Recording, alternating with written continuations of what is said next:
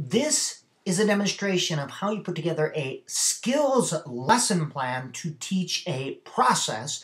In this case, it's the process of using a process used to identify words called word parts. So you see my purpose. What's the purpose of this lesson? Students will learn how to use word parts to identify words. All right? The objective, one sentence that describes the behavior I want to see as a result of this lesson. Students will demonstrate their ability to use word parts by successfully using the four-step process to identify words. All right?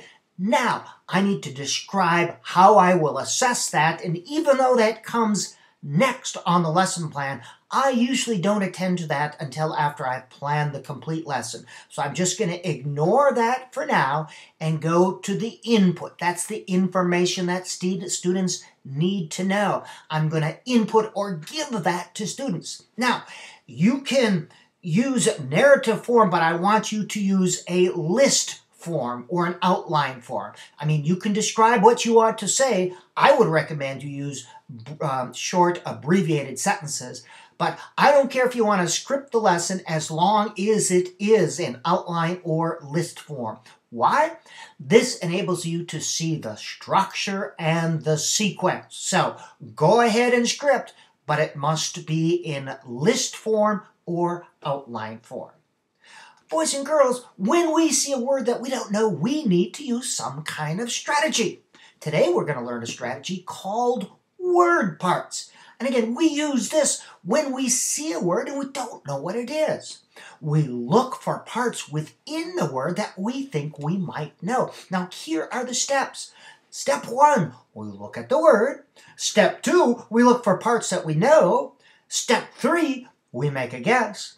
And step 4, we check our guess by reading or rereading the sentence. Let's demonstrate. Here's a word in the sentence. I'm not quite sure what that is, so I'm going to look at it.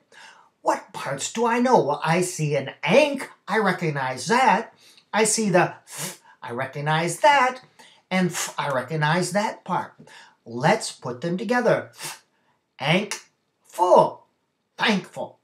Let's read the sentence and see if that makes sense. Jennifer is thankful for the present. Does that make sense? Yes, it does. All right. Well, let's try one together. Here's a sentence on the board. There's a word. I'm not quite sure what it is. Does anyone see a part of the word that they know? And I would call on a student to come up to the board and circle that part or underline that they know. And then I would guide them if they didn't quite know. I'd call in another one, the spr, and maybe another one, the s, the last part.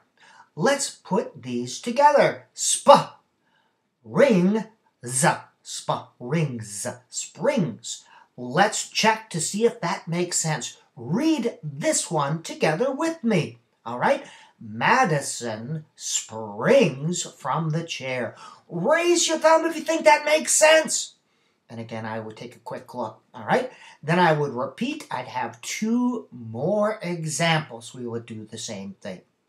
This is our independent practice or unguided practice or activity, whatever the heck you want to call it. But you're practicing something they have already learned. I would put students with a partner, and each pair has a practice sheet, and the practice sheet is included right there. And we'll come to that, okay? They'll look at the highlighted words, and they need to circle the part of the word that they know. Then they have to guess what they think the word is.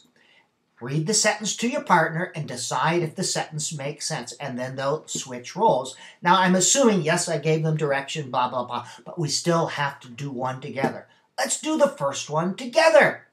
All right, look at the word, circle the parts that you know, make a guess. All right, read that to your partner. Very good. All right, second buddy. Go ahead, try this. Switch roles. Circle the part that you know. Make a guess.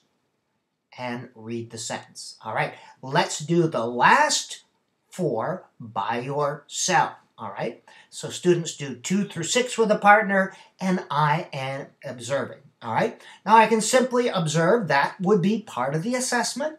Or if I want to really get tricky, I would have a checklist. But let's look at the assessment. Students work in pairs. Each pair will be given a practice sheet with 6 sentences on it. In each sentence, there is a highlighted word. With each, students must circle the part of the word they recognize, make a guess, and then read the sentence to their partner to see if it makes sense.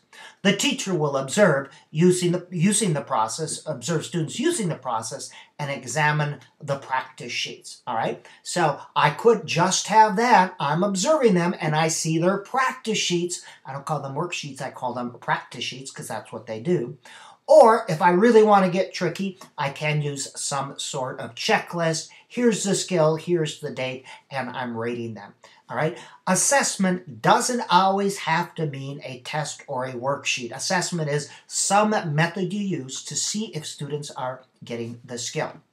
That is it, a skills lesson plan teaching the process of using word parts to identify words that they do not know.